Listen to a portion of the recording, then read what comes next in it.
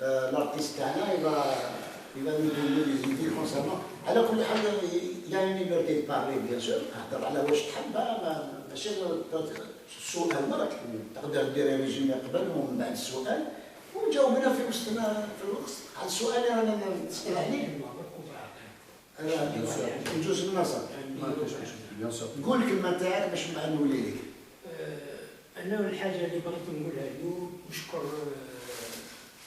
اخواننا في التلفزيون اللي استقبلونا باش نبداو هذه الندوه الاولى اللي راح نبداو فيها، وبديناها من مدينه زيوزو اللي في رايي انا هي الشعله الاولى تاع الحراك وهي بالخصوص منطقه القبائل خراطه تزيوزو وبجايه اللي عطاو الشعله الاولى باش الحراك كان عنده هذا الفعل وباش قدرنا باش نحينا العهده الخامسه تاع الكادر. واليوم ثورتنا مستمره، واليوم احنا بدينا باش نديروا هذه الندوات من كل ولايه باش نتكلموا باش يسمعنا الشعب الجزائري بالخصوص الحراكيين ويناقشونا باش نشوفوا كيفاش المسيره تاعنا تاع الحراك تكمل وباش نديروا باش نشوفوا اذا احنا وصلنا للنتيجه ولا مازلنا ما وصلنا باش نصعدوا ولا نزيدوا الايام تاع الحراك ولا نلقاو حلول اخرى اللي احنا نتمناوها تجينا من كل الحراكيين يعطيونا رايهم. وبدينا بالمدينه زيوزو وبربي ان شاء الله نكملوا في كل الولايات ونتمناو تتبعونا في النقاش وتعطيونا الحلول تاعكم بالكتابيا ولا باش نعرفوا واحنا رايحين والهدف راهو قريب ولا مازال بعيد، وباليد في اليد ان شاء الله نوصلوا بالجزائر لبر الامان. زيد يمكن نعاودوا نرجعوا للاخ عطاء الله محمود. انا قلت لك تقدر دير مداخله يعني مقدمه وتقدر دير كونكليزيون وفي الوسط تجاوبنا على السؤال يا ترى كيفاش راكم تشوفوا هذا النظام تاعنا، هل نكملوا ونصعدوا ولا نبقاو كيما رانا والا تصعيد كيفاش راكم تشوفوا؟ الاخ نشكر الزميل صخري على الكلام اللي قال في تيزيوزو، بارك الله فيكم، راكم ماشي غير ضياف، راكم من اهل المدينه، يعطيكم الصحه. vous m'avez adressé la parole يعني فريمون سي كيسيون كبيره بزاف لمواطن صغير بزاف، يعني نحس روحي صغير على هاد لا كيسيون. الله يبارك، ما شاء الله راكم قريب قلتوا كلش، راكم كاع كبار علينا، وحنا لا جينيراسيون اللي رانا نتبعوا فيكم، يعني الحمد لله خليتم وراكم وعندنا ان بوان داكروش. بصفتي يا الارتيست عندي وجهه نظر تختلف شويه ولكن في نفس المسيار. Ça c'est plus important. Mais un artiste il voit les choses كما نقولوا حنايا بالديتاي. Il y a des choses نشوفوهم بلونسومبل، il y a des choses نشوفوهم en détail. Moi je vois le détail dans l'ensemble. Le détail dans l'ensemble نبداو من 62 انا في mes œuvres toujours je véhicule des messages en titre et en image. Ce qu'on vit quotidiennement et chaque vendredi ou chaque mardi fait notre révolution pacifique en Algérie. Voilà. Cette révolution qui concerne tout le monde d'une manière directe ou indirecte. الحراك هذا ماهوش غير للناس اللي راهي تخرج برك للحراك، كاين الحراك هذا اللي راهي الناس تعشق في الحراك ولكن عن بعد، اللي راهم الناس في المهجر والناس اللي راهم في كل واحد وظروفه. خاطر لو كان تتاح الظروف للجميع سنرى الجميع في الشارع بدون استثناء. voilà. يعني الحركه هذه انا اول حاجه اللي نقدر نقولها هي عائله كبيره. اول حاجه اللي ربحناها من هذا الحراك ربحنا هذا الشعب تشتت، ولكن النهار اللي عاود كون العائله تاعو كون عائله كبيره على واش كان يعتقد. فوالا جي بيردو ما فامي مي فين كونت نهار اللي حبيت نعاود ريكيبيري ما فامي. Et pas c'est pas ma famille à moi, c'est la famille de tout le monde ولينا اون كروند فامي. كي نروحوا للحراك كي نتلاقاو سي دي فيزاج ما نقدروش ننساوهم. نشوفوا دي فيزاج تاع الحراك يعني منبع الامل، كي تشوفوا تشوف فيه منبع الامل تاع المشوار اللي رانا رايحين له.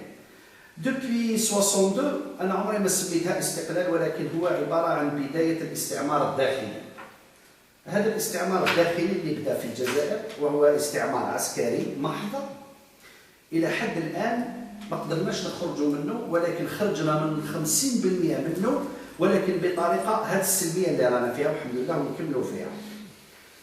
الحكم العسكري هذايا ما نقدروش نهربوا منه، هذايا واقع رانا نعيشوا فيه. علاش؟ لانه بكري كان الحكم العسكري كان من خلف الستار، ودرك ولا يعني يسلكيك في كلش. يعني انا نشوف الاثار تاعو يعني في جميع الميادين، تقريبا ما دخلش للمارشي، هذا واش قعد. بون نروح كونسيرنون الشعب في الحراك. حبيت نقول حاجه للشعب في الحراك. يعني انا والله بصفتي فنان نشوف دائما الامل، نشوف دائما الاسبوار في هذا الحراك، لانه هذا الحراك هو المفتاح الوحيد اللي رايح يفتح باب الحريه عن قريب جدا. علاش نقول عن قريب؟ لخاطر واش درنا في السنوات الماضيه يعني والنهضه اللي جازت تاع الحراك، يعني ما درناش حاجه قليله. علاه؟ يعني الحراك السلمي هذا خلى المناصب العليا هادو تتشاجر مع بعضها، وخلاو يتفاضحوا مع بعضهم، والحراك هو يكمل في المسيره تاعو السلميه. علاه؟ خاطر بركاتيك راح يكون حاجه البقاء للاقوى عندهم، ولكن الاقوى اكثر هو الشعب. الشعب هذا اللي راهو حامل الامل، لان هذا اللي راهو حامل الامل ويفيكولي في هذا الانديبوندونس الى يوم مسمى. هذا اليوم المسمى كيفاش نلحقوا له؟ هنا نقطه السؤال، يعني لب السؤال وقتها راح نتليبيراو وباي طريقه. يعني راكم قلتوا كلش، بصح حبيت نضيف اشياء نزيد جبي راجوتي دي شوز على واش قلتوا. انه الحراك يبدا منا، كل واحد فينا يبدا الحراك داخله. هل انت مقتنع بالحراك؟ كيفاش راك تعيش في الحراك؟ واش راهو بالنسبه اليك الحراك؟ كيفاش راك تناضل في ساحه الحراك؟ هل الحراك عادات وتقاليد كل جمعه، ام الحراك تصعيد وينتهي الامر ونقضوا على العصابه؟ عده اسئله تطرح. انا يا باغ اكزومبل نقدر نقول الحلول تاعي كصفتي كفنان، ما رانيش سياسي، كاينين اللي هنا قاعدين معنا يا دي بوليتيسيان يفهموا مليح وكذا، ولكن انا بصفتي كمواطن كفنان نعطيكم باغ اكزومبل بعض الحلول. الحل الواحد اللي يخلي الجزائر انها ابنائها يخرجوا ويبانوا وباللي هذه الجزائر ولدت صح، لازم تتوفر حاجه تحليل اللي هي تحرير العداله. كي نحرروا العداله ونوفروا كل الامكانات انه المواطن عندما يعبر عن الشعور تاعو، يعبر عن الحلول تاعو، واللي يقول انا عندي مستوى علمي او مستوى ثقافي او عندي افكار وحلول، ماشي درك هذيك يجوا يرفدوه ويسجنوه. لهنا كاين الناس تخاف. علاه؟ خاطر في الحراك كاين بزاف ناس عندهم حلول، ولكن هذا الباب تاع اللي يجي يرفد واحد بالحراك ويروح يديه للحبس بطريقه تعسفيه يخلي الناس انها تكون شويه يعني ما تتقدمش، تخاف. دونك نلاحظوا انه العداله هو مفتاح من المفاتيح الاولى اللي لازم تتوفر لتحرير الجزائر، هي تحرير العداله، وبعدها تحرير نقولوا حنايا لي ميديا والتلفزيون تو سا سي سكوندير، مالغري راهي العولمه يعني نوصلوا بصح العولمه والناس تسجن ما درنا والو. دونك انا بالنسبه لي هي تحرير العداله، يعني عداله مطلقه، العداله المطلقه، ومن بعد ذلك يكون فيه الحلول هذه نبداو نشوفوا فيهم كيما رانا درنا هذه الجلسه. واش درنا؟ درنا لسيرتان ليبرتي باش نقدروا نتلاقاو نتقاسموا ونتبادلوا افكار باش نخرجوا لحل معين. اذا انا بالنسبه لي نريزيمي المقوله تاعي، حبيت نقول بلي العداله هو العامل الاول اللي نقدروا نطرقوا ليه كي نتحروا العداله. بزاف بيبان يتفتحوا ان شاء الله. صخري عندك اقتراحات فيما يخص التصعيد او التصعيد وكيفاش يكون؟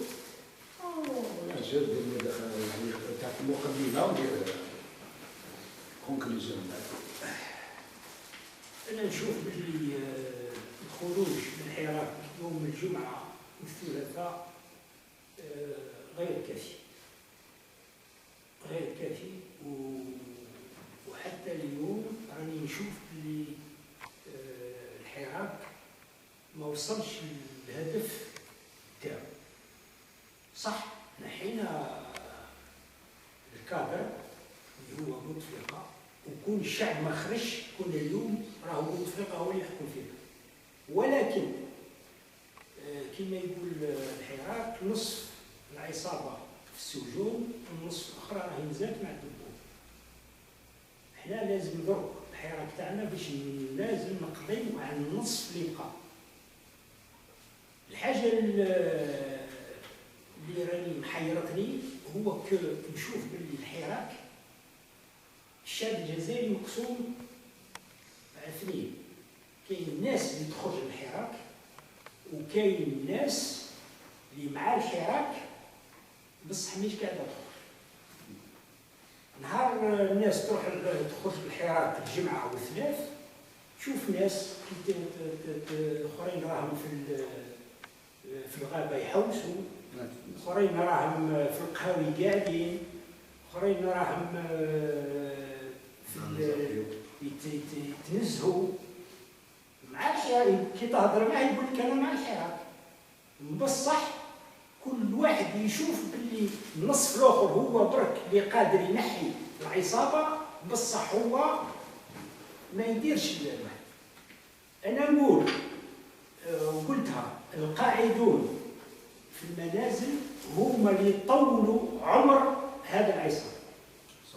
كون جينا نخرجوا كل الشعب الجزائري صغير كبير 40 مليون ولا يخرجوا برا، كانت في نهار كنا نحينا العصابه.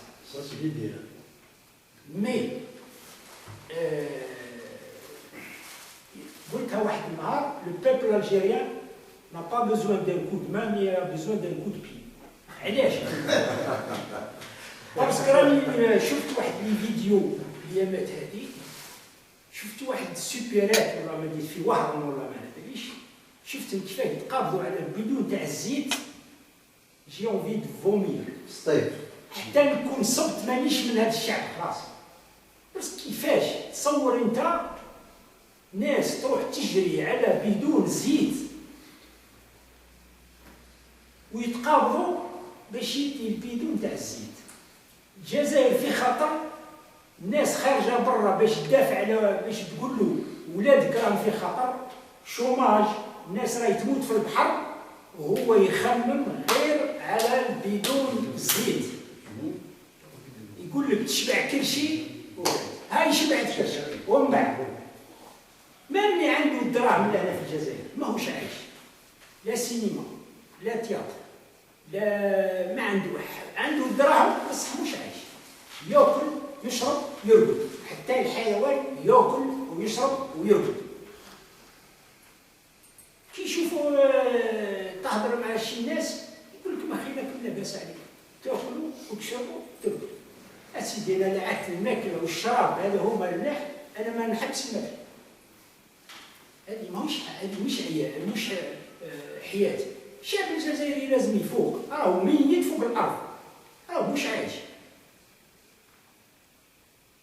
انا العيب الكبير راهو في الشعب مش في السلطه. السلطه هذه كل قاد شعب وفايق ما تقعدش 20 سنه ولا 60 سنه وهي راكبه فوق.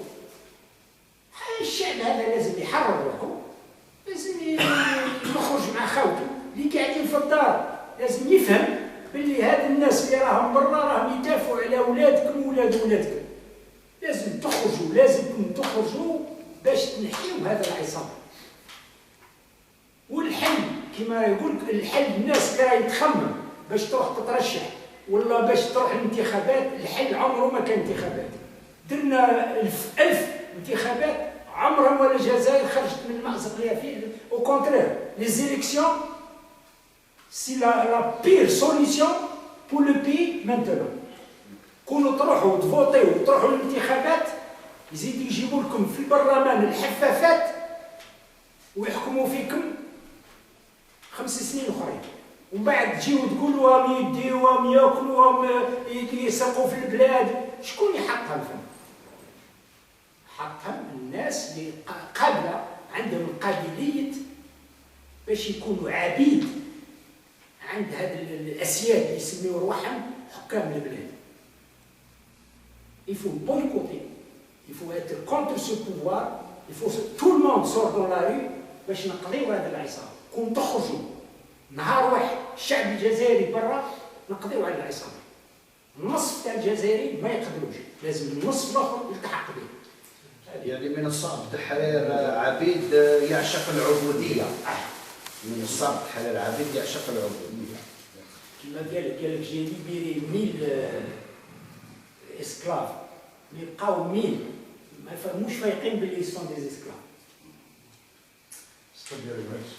هي Il faut continuer, c'est pour ça, il faut ouvrir les débats. Il ne faut pas tout le monde d'intervenir. On peut faire mon intervention tout à l'heure. On commence par l'état des lieux. Ça, l'état des lieux, oui, il y a le Hirak qui a fait des choses, on ne va pas les nier. Mais au seulement une période de stagnation. Elle stagné. Elle a stagné parce que c'est pas tout le monde qui soutient cette révolution. Il y a même les alliés du régime, il y a des gens qui disent oui, le régime allait, on voit que les gens des réseaux sociaux, la et tout ça, fait les élections. Quoi que c'est minoritaire pour les gens qui votent et tout ça. Mais rien n'empêche, ce n'est pas tous les Algériens qui sont. Il y a des gens des gens par conviction. Ouais, voilà, il y a des gens qui. Je suis par conviction. Oui, Là, il y a toute la différence. c'est ça. Il y a des gens qui sont foutistes. Je peux vous dire une chose. La deuxième vague, la reprise des Hirak, le 22 février. طلعنا من هذا كله، ولد على ديريكتومون لا grande dernière على la rue الفوقانية. J'étais déçu.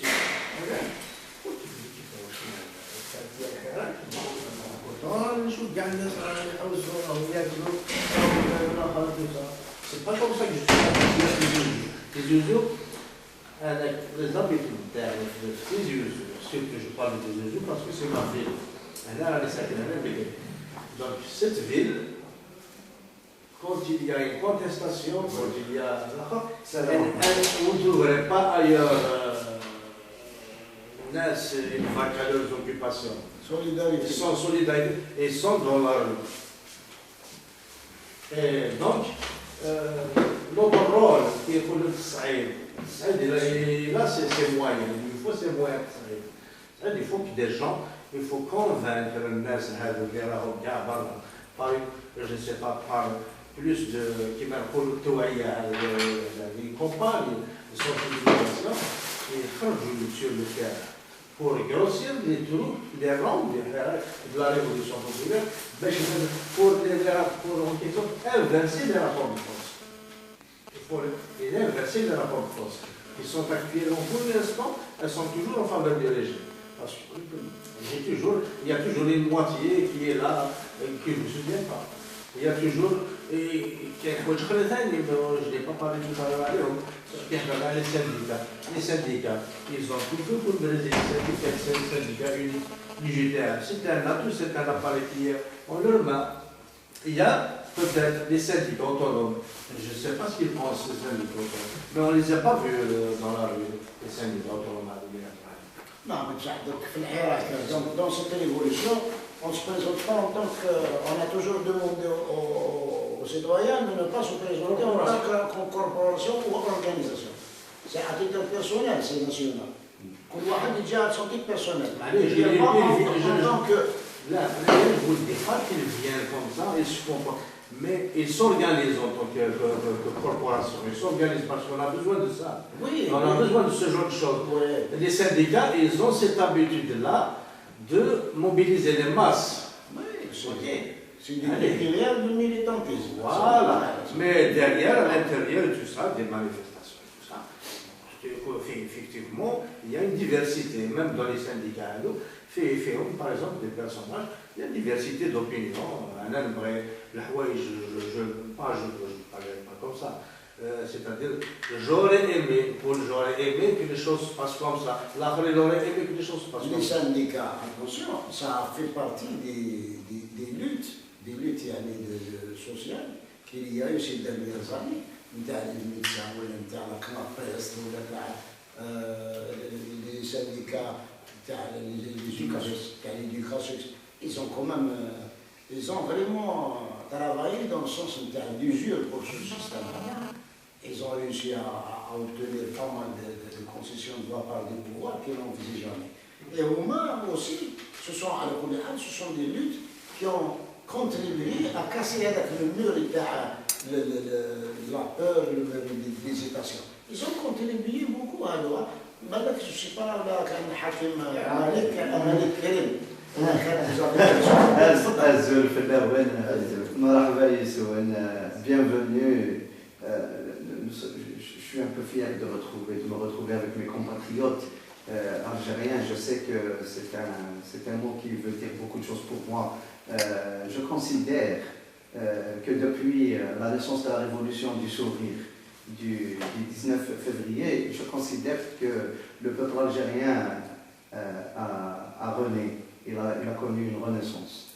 Et il a trouvé un engagement moderne de la renaissance. Il a défié tous les pronostics. Tous les pronostics donnaient le peuple algérien comme étant un peuple fatigué, un peuple haïen. Algérien, c'est ça l'algérien, c'est le mélange arabia, français, qu'on soit bien d'accord. Je considère que c'est une naissance du peuple algérien qui est revenu de très loin. Parce qu'on a toujours considéré que ce peuple était incapable de vivre la démocratie, ce peuple était incapable de devenir moderne, ce peuple était incapable.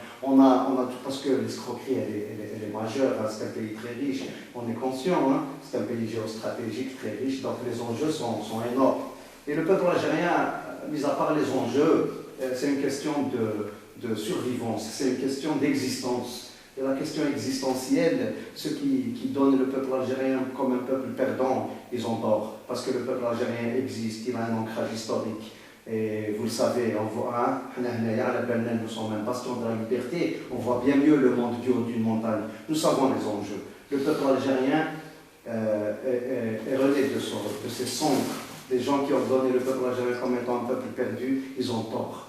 Je considère que la révolution du sourire a permis au peuple algérien de revenir de très loin. Parce que parlons de ce régime, c'est un régime qui a creusé, c'est un régime qui a créé le néant, c'est un régime qui est soutenu par les chancelleries occidentales, parce que à cause des intérêts, on a un peu écarté ce peuple, les gens y voient leur avenir ailleurs. Et je me bats toujours contre ces jeunes qui veulent rêver d'un ailleurs. Pourquoi vous voulez rêver d'un ailleurs? Rêvez en tant qu'Algérien, rêvez de votre Algérie, de pouvoir faire un avenir dans ce pays. Le combat, il est là.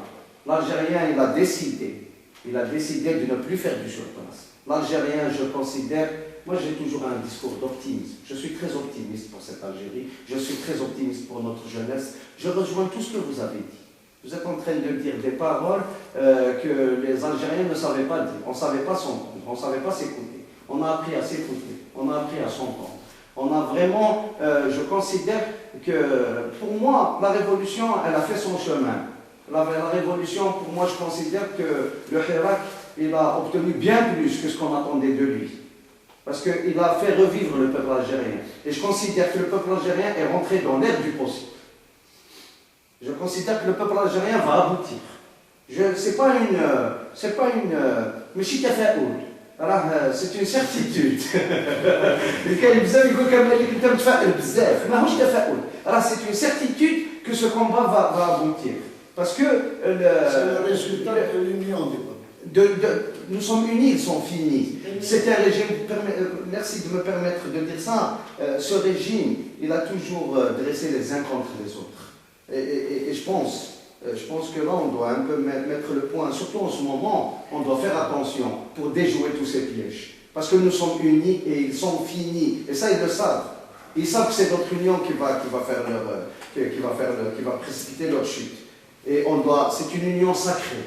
C'est une union sacrée que les Algériens doivent préserver. Et je considère, d'où mon optimisme, je considère qu'on a appris à déjouer les pièges du régime. Je suis sûr et certain qu'on va dépasser ça. Parce qu'il y a une volonté de diviser, un discours un peu sournois, voilà, on dresse les uns contre les autres, les démocrates contre les islamistes, on connaît un peu c'est un régime qui a toujours joué avec les leviers, les berbéristes contre les arabophones, mais nous on leur dit non, il y a un seul peuple algérien, il est divers et diversifié. C'est notre diversité qui va précipiter votre chute. Notre diversité est une force et on a pris conscience de ça. Maintenant, les solutions, vous l'avez très bien dit, c'est l'union sacrée, c'est que tout le monde doit se sentir concerné par cette révolution. La main dans la main, le peuple uni, le peuple comme un seul homme. On n'arrête pas de le dire, on le dit, on l'écrit les pancartes. Nous sommes unis, vous êtes finis. Notre solidarité va précipiter votre chute. Si on fait la main dans la main, l'id fait l'id, ils ne peuvent pas résister. Ils sont vieux, ils sont grabataires, ils sont usés. C'est un régime. Permettez-moi de dire aussi que c'est un régime qui fait beaucoup d'erreurs. Parce qu'il n'a pas de solution en vérité. C'est un régime archaïque. C'est un régime usé qui n'a pas de solution. Il n'a pas compris le langage moderne. Le peuple algérien, il a choisi une révolution très moderne. C'est une révolution 2.0. C'est une révolution qui se base sur la jeunesse, qui se base sur le multimédia, qui se base sur tous les voyants sont en vert. Parce que justement, on a toujours dénigré le peuple à Maïkdash, c'est un peuple qui, on lui a confisqué son école, on lui a confisqué sa justice, on lui a confisqué l'ensemble des choses qui peuvent faire de lui un peuple qui veut aller de l'avant. Voilà, un peuple qui veut aller de l'avant. Le peuple il a montré de la couleur de la jeunesse, les personnes qui sont, regardez, observez un peu le Hirak. Il y a des vieux, des jeunes, des jeunes filles, des petits garçons, des personnes handicapées qui sont là et qui disent voilà, nous aussi on a le droit de vivre normalement, on a le droit d'avoir des droits. Donc là, le peuple algérien, je considère et je considère qu'il coule parce que c'est une question d'existence. Les enjeux, peut-être que ça nous dépasse, il y a des chancelleries occidentales. Un régime qui m'a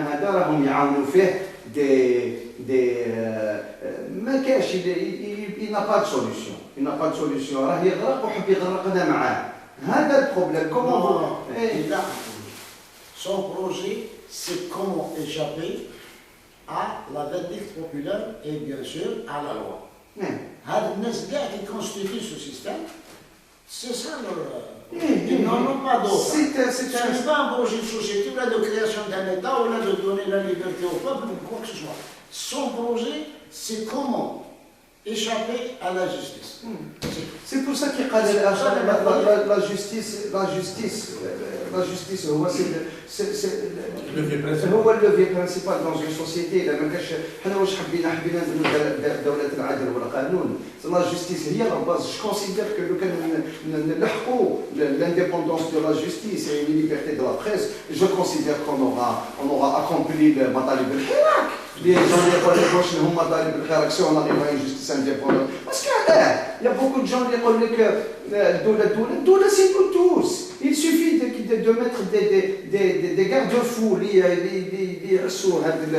corrompus, ou un préalable démocratique. Parce que les organes de contrôle, à un certain moment, il y a pas d'askar, tu vas aller surveiller les frontières. Tu arriveras à 60 ans, tu vas sortir en retraite. il va y avoir Déjà, ça c'est une solution. oui, L'âge. L'approche déjà. Vous avez dit une solution. قلت لهم هذاك العلاج يخرجوا الثلاث وي هو يقول لك وعلاش كاين بزاف ناس يهضروا على البريالابل ديموكراتيك باسكو يقول لك دو tous les systèmes la démocratie est un mauvais système excepté tous les autres. C'est-à-dire que finalement, on considère que le système dans la démocratie, il peut mener vers la bonne gouvernance, il peut mener vers l'émergence d'un état de droit. Le préalable démocratique. Je vous en prie. Je vais essayer de cadrer le débat parce que on a commencé par une question. Maintenant, on arrivera à parler de la justice, l'indépendance de la justice. La justice, c'est le socle sur lequel on construit un État. Il n'y a pas de doute. Même ça, il y a des étapes qui doivent passer avant concernant nos objectifs. Parce que maintenant, on parle d'une révolution. Si on parle d'une révolution, on reste branché sur cette révolution. Et sur son évolution. Donc, quelles sont les étapes qui vont venir par la suite pour arriver à ce que vous dites? On ne met pas la charrière des conduits. On donne d'abord la parole à tout le monde. Parce que personne ne se sent lésé. Mais ça m'a dit qu'on a. هو اسمه محمد يهضر ذاته وتوجور لا ميم كيستيون نقولوا باللي اذا كان سعيد كيفاش يكون سعيد اما المداخله تاعك دير فيها مقدمه من كونكلوزيون مذاكره نصبك دو بارونتاج ce qu'il a dit notre collègue Malik, ce qu'il a dit, c'est pertinent. Mais حبيت نزيد برك على هضرته حاجه. لو بوبل الجيريان باش نقدروا نفهموه سي فري يخرج للشارع فهمنا بلي الشعب وزعفان دابا فهمنا بلي الشعب ورافض هذا الحكم التعسفي اللي رانا نعيشوا فيه فهمنا بلي هذا الشعب راه رافض الحكم العسكري بصح كي نشوف ليماج انايا شاك فوا باغ اكزومبل الجي ولا تيزي وزو ولا كاع لي ولايه. En tant qu'artiste, moi je vois toujours les détails, comme j'ai parlé tout à l'heure. Il y a un détail pertinent, il reste toujours, les Wawashan, c'est les pancartes. Donc, au lieu de montrer uniquement son visage, au verbal, اكتبوا في pancarte وخرج بها. تولي une palette تاع الحلول. تيماجيني كل واحد يقترح حل يكتبوا جوست ولا ماشي جوست ديجا يكتبوا خاطر علاه لو ديبي تاع لا ريفوليسيون بعد ديبي جي روماركي يافي دي جورناليست سي بون بيرميتي يا دي جورناليست خدماتو ما يشوفش طون فيزاج يشوف البونكارت تاعك يصورها ويراه. هذه طريقه كيفاش نخدموا كونستيتيسيون جديده بمطالب الشعب. دونك انايا نخرج لبرا سي فري سي ايتي خاطر لا كاليتي اكطويلمون ريكلام لا كونتيتي خاطر كان ما يكونش الطوفان البشري برا ليطا هذه ما تخافش سي سا. مي انا ماذا بيا يكون طوفان بشري وطوفان افكاري. هذا الطوفان بالافكار تاعو كي نولوا نشوفوه لو كان برك كل واحد يجبد سلوغان ولا يكتب مو قال مثلا ما عرفتش اطالب بالحريه عدم يعني لا دولة مدنية ماشي عسكرية. اكتب واش تحب. المهم عندك أفكار عندك حلول كيفاش نخرجوا ماشي كيفاش نخرجوا يعني كيفاه نكملوا هذا النضال يكون مختصر يكون مختصر افيكاس. يعني أنا راني نشوف الجمعة هذه كما قال الأخ الجمعة هذه ولات لنا عادات وتقاليد. يعني كل جمعة مورا الصلاة هي الحراك ولا قبل الصلاة شوية يعني تو الموند كونسيرني مي سا ريست ويكاند تو الموند داليز يجي الطون نخرج للحراك سي بيان عندنا يعني سي بيرتينون لو ويكاند هذايا نغتنموا فيه الفرصة نخرجوا كاع بصح ايماجين انا نقول لك باغ اكزومبل ماشي الجمعة نسيو كاع الحراك هذا كاع الجمعات كاع راح يخرجوا نختصروهم مثلا في ان سومان تصعيد تاع ان سومان ما ندخلش للدار. جو رونتر با شي موا ما ندخلش للدار. صدقني راح يصرى الديكليك ويصرى فيراج امريك هاك دور حاجه ما نكونش نتوقعوها اللي هو واش راح نختصروا الوقت بطريقة سريعة جدا نحو الحرية. نعاود نذكر برك النقطة هذه باش نختصر ونخلي الأخ يهضر. حبيت من الشعب الجزائري أرجوك كي تكون في الدار قبل ما نخرج من الحراك رفد ورقة معك، عندك ماركر اكتب ليدي تاعك ديرها في جيبك، تخرج من الحراك فتح الورقة. سي با كي حاجة بصح نتاع أنا راني نشوف فيها فكرة بسيطة، ولكن لو كان نوفروها بنطاق كبير راهي رايح يكون طوفان بشري وبأفكاره. شكرا أخوك. درنا 109 فوندريدي